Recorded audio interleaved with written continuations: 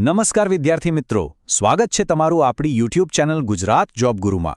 જો તમે હજુ સુધી આપણી ચેનલને સબસ્ક્રાઇબ ના કરી હોય તો ફટાફટ કરી લો અને બેલ આઇકન પણ ઓન કરી દેજો, જેથી આવનારી દરેક જોબ અપડેટની નોટિફિકેશન સૌથી પહેલા તમને મળે। અને હા, વિડીયોને લાઇક કરવાનું અને તમારા મિત્રો સાથે શેર કરવાનું બિલકુલ ના ભૂલતા। તો ચાલો આજે આપણે ગ્રામીણ ડાક સેવક એટલે કે જીડીએસની જોબ પ્રોફાઇલ વિશે વાત કરીએ। જ્યારે પણ આપણે જીડીએસનું નામ સાંભળીએ છીએ ત્યારે આપણા મગજમાં શું આવે છે? એ જ જૂનું ચિત્ર, ખરું ને? સાયકલ પર ખાખી યુનિફોર્મ પહેરીને ગામમાં ટપાલ વહેંચતા પોસ્ટમેન। પણ મિત્રો, હવે એ જમાનો ગયો। 2026માં જીડીએસની ભૂમિકા તો સંપૂર્ણપણે બદલાઈ ગઈ છે। ચાલો આજના આ વિશ્લેષણમાં એની આધુનિક વાસ્તવિકતાને સમજીએ। શું તમને ખ્યાલ છે કે આજના જીડીએસ કર્મચારીઓ પત્રો પહોંચાડવા કરતાં પણ વધારે સમય બેન્કિંગના કામમાં વિતાવે છે? જી હા, આ એકદમ સાચું છે।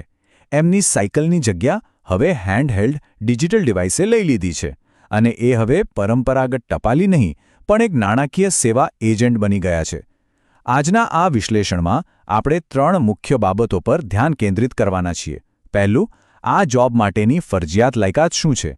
બીજું, બીપીએમ અને એબીપીએમ આ બે પદ વચ્ચે શું તફાવત છે? અને ત્રીજું, જે સૌથી મહત્વનું છે, કે આ જોબમાં ખરેખર હાથમાં કેટલો પગાર આવે છે। ચાલો આ બધી બાબતોને આપણે એકદમ વિગતવાર સમજીએ।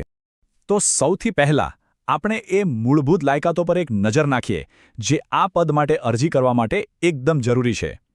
આ એવી શરતો છે જેના વગર તમે અરજી ફોર્મ ભરી જ ન શકો। આને તમે નોન નેગોશિયેબલ એટલે કે અનિવાર્ય શરતો કહી શકો। ચાલો શૈક્ષણિક લાયકાતથી જ શરૂઆત કરીએ। ઘણા ઉમેદવારોના મનમાં સવાલ હોય છે કે શું અમુક વિષયમાં ઓછા માર્ક્સ હોય કે ગ્રેસિંગ મળી હોય તો અરજી કરી શકાય? તો ચાલો આપણે નિયમો શું કહે છે એને એકદમ સ્પષ્ટપણે સમજી લઈએ, કારણ કે અહીંયા કોઈ પણ પ્રકારના અપવાદ કે બાંધછોડને સ્થાન નથી। અહીંયા બરાબર ધ્યાન આપજો। જીડીએસ માટે અરજી કરવી હોય તો 3 મુખ્ય શરતો છે। પહેલી અને સૌથી મહત્વની, ધોરણ 10માં ગણિત અને અંગ્રેજી વિષયમાં પાસ હોવું ફરજિયાત છે। જો આ બેમાંથી કોઈ પણ એક વિષયમાં નાપાસ હો તો તમે અરજી કરવા માટે યોગ્ય નથી ગણાતા। બીજી શરત છે સ્થાનિક ભાષાનું જ્ઞાન, એટલે કે જો તમે ગુજરાતમાં અરજી કરી રહ્યા છો તો ધોરણ 10 સુધી તમે ગુજરાતી વિષય ભણેલા હોવા જોઈએ। અને ત્રીજી શરત, તમારી પાસે ઓછામાં ઓછા 60 દિવસના બેઝિક કમ્પ્યુટર કોર્સનું પ્રમાણપત્ર હોવું જરૂરી છે। આ ત્રણેય શરતો પૂરી થવી જ જોઈએ। પણ અહીંયા તમારા માટે એક પ્રો ટિપ છે, જે તમારો સમય અને પૈસા બંને બચાવી શકે છે। જો તમે ધોરણ 10 અથવા 12માં કમ્પ્યુટર એક વિષય તરીકે ભણ્યા હોય તો પછી તમારે અલગથી કોઈ કોમ્પ્યુટર કોર્સનું સર્ટિફિકેટ કઢાવવાની જરૂર નથી। તમારી માર્કશીટ જ એનો પુરાવો ગણાશે। આ એક ખૂબ જ મહત્વપૂર્ણ માહિતી છે, તો એને ખાસ નોંધી લેજો। ચાલો હવે આપણે આ જોબના સૌથી રસપ્રદ ભાગ પર આવીએ। જીડીએસમાં મુખ્યત્વે 2 અલગ અલગ ભૂમિકાઓ હોય છે।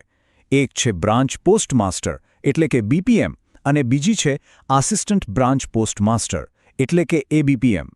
એકનું કામ ઓફિસમાં બેસીને કરવાનું છે તો બીજાનું કામ ફિલ્ડમાં ફરીને કરવાનું છે। ચાલો આ બંને વચ્ચેનો તફાવત બરાબર સમજીએ। બીપીએમ એટલે બ્રાન્ચ પોસ્ટમાસ્ટર, જેને આપણે સાદી ભાષામાં ગ્રામીણ પોસ્ટ ઓફિસના બોસ અથવા મેનેજર કહી શકીએ। એમનું કામ મુખ્યત્વે ઓફિસમાં જ હોય છે। એમને એક ડિજિટલ ડિવાઇસ આપવામાં આવે છે જેનું નામ છે ડાર્પન, અને એના દ્વારા જ એમને ઇન્ડિયા પોસ્ટ પેમેન્ટ બેંકના બધા જ નાણાકીય વ્યવહારો સંભાળવાના હોય છે, જેમ કે પૈસા જમા કરવા, ઉપાડવા, નવા ખાતા ખોલવા વગેરે। એમની ભૂમિકા એક નાની ગ્રામીણ બેંકના મેનેજર જેવી જ છે। બીજી બાજુ છે એબીપીએમ એટલે કે અસિસ્ટન્ટ બ્રાન્ચ પોસ્ટમાસ્ટર। એમનું કામ સંપૂર્ણપણે ફિલ્ડ વર્કનું છે। એમના મુખ્ય કાર્યોમાં ઘરે ઘરે જઈને ટપાલ અને પાર્સલ પહોંચાડવાનું અને સાથે સાથે પોસ્ટ ઓફિસની અલગ અલગ યોજનાઓનું માર્કેટિંગ કરવાનું પણ સામેલ છે। બીપીએમને એમના કામમાં મદદ પણ કરવાની હોય છે। તો જે લોકોને ફરવાનું ગમે છે, લોકો સાથે હળવા મળવાનું ગમે છે, એમના માટે એબીપીએમની ભૂમિકા એકદમ પરફેક્ટ છે। મને આશા છે કે આ માહિતી તમને ઉપયોગી લાગી રહી હશે। જો હા તો વિડીયોને લાઇક કરવાનું અને ચેનલને સબસ્ક્રાઇબ કરવાનું ભૂલતા નહીં। ચાલો હવે વાત કરીએ એ મુદ્દાની જેની તમે સૌ કદાચ સૌથી વધુ રાહ જોઈ રહ્યા હશો, પગાર। અહીં આપણે ફક્ત બેઝિક પેની વાત નહીં કરીએ, પરંતુ બધા ભથ્થા ઉમેરીને ખરેખર તમારા હાથમાં, તમારા બેંક ખાતામાં કેટલી રકમ આવશે એનું પૂરેપૂરું વિશ્લેષણ કરીશું। સૌથી પહેલાં તો એક વાત સ્પષ્ટ કરી લઈએ, જીડીએસમાં પગાર માટે સેલેરી શબ્દ નથી વપરાતો। એના માટે એક ખાસ શબ્દ છે TRCA, જેનું પૂરું નામ છે ટાઈમ રિલેટેડ કન્ટિન્યુટી એલાવન્સ। આવું કેમ? કારણ કે આ નોકરી પૂર્ણ સમયની નથી, એટલે કે 8 કલાકની નથી। આ નોકરી દિવસના માત્ર 4 થી 5 કલાકની જ હોય છે, એટલે એને પગારને બદલે કામના કલાકોના આધારે મળતું ભથ્થું ગણવામાં આવે છે. તો ચાલો હવે સીધા આંકડા પર આવીએ. બીપીએમનો મૂળભૂત ટીઆરસીએ છે 12,000 રૂપિયા, પણ આ ફાઇનલ રકમ નથી. આની ઉપર સરકાર દ્વારા મોંઘવારી ભથ્થું એટલે કે ડીએ ડિયરનેસ અલાઉન્સ ઉમેરવામાં આવે છે, જે અત્યારે લગભગ 50% જેટલું છે, એટલે કે 12,000 રૂપિયાના 50% એટલે કે 6,000 રૂપિયા. તો કુલ મળીને બીપીએમની શરૂઆતની માસિક આવક 17,000 થી 19,000 રૂપિયાની વચ્ચે હોય છે. એ જ રીતે એબીપીએમનો મૂળભૂત ટીઆરસીએ છે 10,000 રૂપિયા. એમાં 50% ડીએ એટલે કે 5,000 રૂપિયા ઉમેરાય તો એમની કુલ માસિક આવક 14,500 થી 16,000 રૂપિયા સુધી પહોંચે છે. અને વાત અહીં પૂરી નથી થતી. આ તો માત્ર શરૂઆત છે. આ પગાર ઉપરાંત દર વર્ષે તમારા બેઝિક ટીઆરસીએમાં 3%નો નિશ્ચિત વધારો મળે છે. અને એની સાથે જ સરકાર વર્ષમાં 2 વાર મોંઘવારી ભથ્થામાં પણ વધારો કરે છે. આનો મતલબ એ થયો કે તમારી આવકમાં દર વર્ષે સતત વૃદ્ધિ થતી રહે છે. તો અત્યાર સુધી આપણે જીડીએસ જોબનું વાસ્તવિક ચિત્ર જોયું, લાયકાત, કામ અને પગાર. હવે સૌથી મોટો સવાલ એ છે કે આ નોકરી ખરેખર કોના માટે સૌથી વધુ યોગ્ય છે? શું આને એક લાંબા ગાળાની કારકિર્દી તરીકે જોવી જોઈએ કે પછી ભવિષ્યમાં આગળ વધવા માટે એક મજબૂત પગથિયું ગણવું જોઈએ?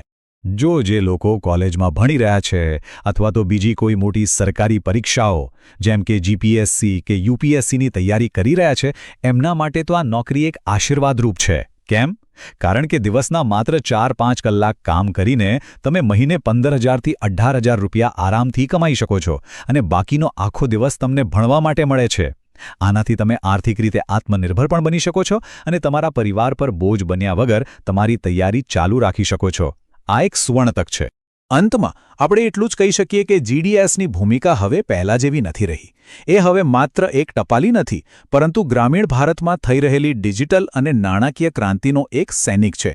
જેમ જેમ ગ્રામીણ ભારત ડિજિટલ બની રહ્યું છે, તેમ તેમ જીડીએસ ખરેખર સામુદાયિક બેન્કિંગનો નવો ચહેરો બની રહ્યો છે. આ વિશ્લેષણ વિશે તમારા શું વિચારો છે એ અમને કોમેન્ટમાં જરૂર જણાવજો. આવી જ નવી અપડેટ્સ માટે આપણી ચેનલને સબસ્ક્રાઇબ કરવાનું, વિડીયોને લાઇક અને શેર કરવાનું ભૂલતા નહીં. અને હા, આની પીડીએફ મેળવવા માટે અમારી ટેલિગ્રામ ચેનલમાં જોડાવાનું ચૂકતા નહીં, જેની લિંક ડિસ્ક્રિપ્શનમાં આપેલી છે. મળી એક નવા વિડીયોમાં. જય હિન્દ.